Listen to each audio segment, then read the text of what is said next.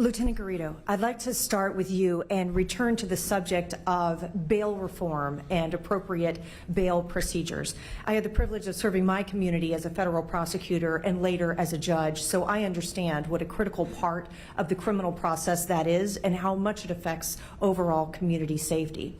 Will you elaborate for us, please, on the effect it is having on the law enforcement officers' ability to do their job when prosecutors don't seek detention hearings and judges are prohibited from considering community safety and likelihood of recidivism as factors in making appropriate bail determinations?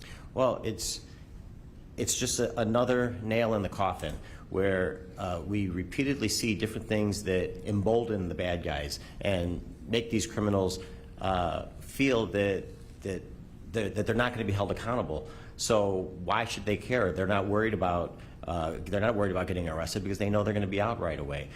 We oftentimes would joke, just because for years our criminal justice system in Chicago here and Cook County has been in such shambles that most of these offenders, they'll get off on technicalities or whatnot, but at least sometimes they would spend time in jail while waiting for their trial, so they would get at least some time served. Now that's out the window. So you've got the bad guys are just learning, and they're quickly learning because this stuff is broadcast everywhere, that they don't have to worry about any consequences. So it makes it extremely difficult for officers to do their job because you're now dealing with people that are even more combative than they normally would be. You also touched on the subject of juvenile offenders. In your experience, tell me about some of the juvenile offenders you see. Is it important for prior juvenile offenses to be considered in the totality of the seriousness of a criminal's behavior and in future prosecution and sentencing or detention decisions? Absolutely. We've seen time and again the gangbangers are actually using, they've done it for years. They always use the younger kids. They would use them to do their burglaries. They use them to hold their weapons. They use them to hold their drugs because they know that they're just going to get a slap on the wrist. So that's always been the case.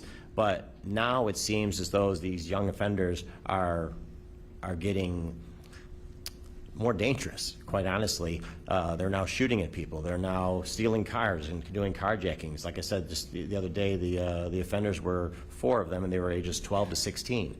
So we've got our juvenile criminal offenders, at least here in Chicago, are becoming more and more violent. So absolutely, that stuff should be considered.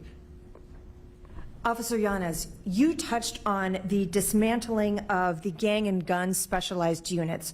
Would you elaborate for us, please, on why those units were established, why they're important, and why it is affecting the efficacy of your work not to have them anymore?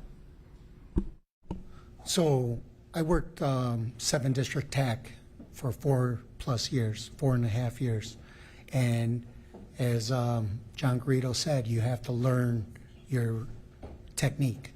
Everyone learns their profession in a certain field, and you have officers that had experienced numerous years over the years of working with certain individuals, whether it be gang members, gun offenders, narcotics, and just being able to deal with it when it comes to saturation. But the units that were established were for basically common sense what they were named.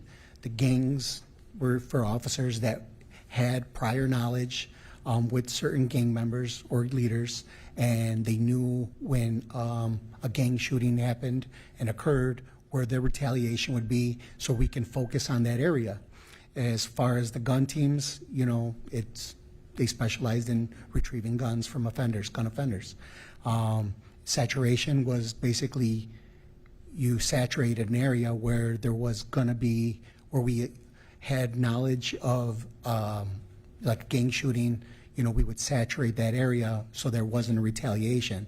But when you dismantle that and you take away some of the perks, so they work 10-hour days as one of the perks, you have officers that have to be on the job, and you're arresting individuals, and then you have officers that are, you know, that takes a process. You know, you're arresting them, so it could take up to several hours to process and a criminal offender being charged with a weapon.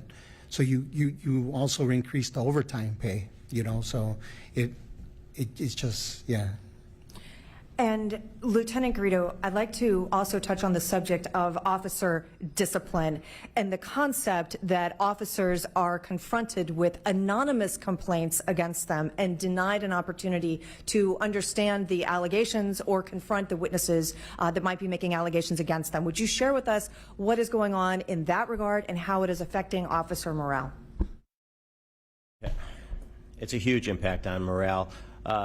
Just to give an example, we have officers that will, the complaint will come in, it's an anonymous complaint, the investigation will go on, and these investigations sometimes take 2, 3, 4 years.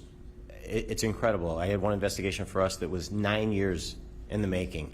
So these officers are going to work every day. They don't know when the next shoe is going to drop. They don't know where this investigation is going to go. They don't know if they're going to somehow be criminally prosecuted as well. It's demoralizing for the officers, and if you can imagine that officer that's sitting there on roll call every day, it's affecting his partners and other officers because they also know that he's going through it, and some of them are going through it as well. His investigations just go on and on and on because I don't know what the reason is. They're short-staffed, they're not conducting the proper investigations, whatever it is.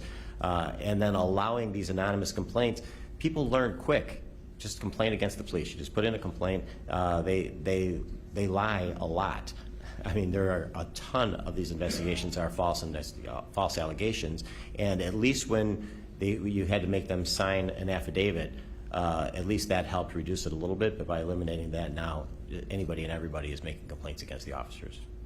Thank you. Mr. Chairman, I yield back.